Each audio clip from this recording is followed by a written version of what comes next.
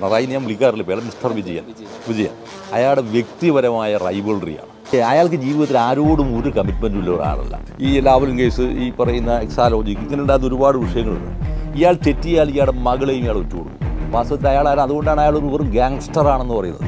Nothing more. അയാളൊന്നും കുലുക്കുലമായൊരു പൊളിറ്റീഷ്യനല്ല.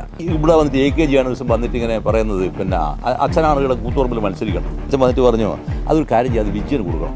AK അത് ഇഷ്ടമായില്ല. ബൂത്ത് കയ്യേറി പിടിച്ചിട്ട് പിന്നെ സോഷ്യലിസ്റ്റുകാരെയും മറ്റുള്ളവരെയും വോട്ട് ചെയ്യാൻ സമ്മതിക്കാതിരുന്നിട്ടാണ് ഈ ചെറിയ വോട്ടെന്നോട് ജയിച്ചത്.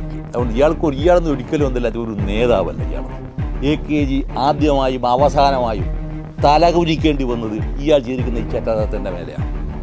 ഇയാളുടെ മകളെ ഒറ്റുകൊടുക്കും, ഇയാളുടെ ഭാര്യയും ഇയാൾ ഒറ്റുകൊടുക്കും. കാരണം അയാൾക്ക് രക്ഷപ്പെടാനാണ്. കാരണം അയാൾക്ക് സർവൈവ് ചെയ്യണമെന്നല്ലാതെ വേറെ ഒരു സാധനവും അയാൾക്കില്ല.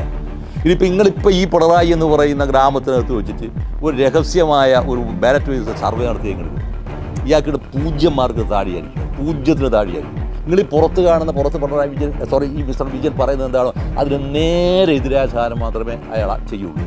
ഈ ബാബുവിനെ കൊലപ്പെടുത്താനുണ്ടായിരിക്കുന്ന പ്രധാനപ്പെട്ട കാരണങ്ങളൊന്നും, ബാബു സാമാന്യമായ ശരീരത്തിൻ്റെ കരുത്തുള്ളവരാണ്. ഇയാളുടെ കൂടെ ബോഡി ഗാർഡായി പെട്ട് പണിയെടുക്കരുത്. അപ്പോൾ അങ്ങനെ വന്ന് എന്തെങ്കിലും ചെയ്തു കഴിയുമോ എന്നുള്ള ഭയമാണ്.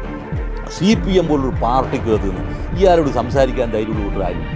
AKജിനെ കമ്മിറ്റിക്കകത്തിൻ്റെ ഇരുത്തിപ്പൊരിച്ചിരിക്കുന്ന മിനിറ്റ്സെല്ലാം കണ്ട ആളാണ് ഞാൻ. AKജിൻ്റെ നെഞ്ചിന് വിരൽ ചൂണ്ടി സംസാരിച്ച് വിമർശിച്ചിട്ടുണ്ട്. ഇത്രയും കേസ് ഉണ്ടായിട്ട് കൂടി ഈ മനുഷ്യനെ എന്തുകൊണ്ട് അറസ്റ്റ് ചെയ്യുന്നു?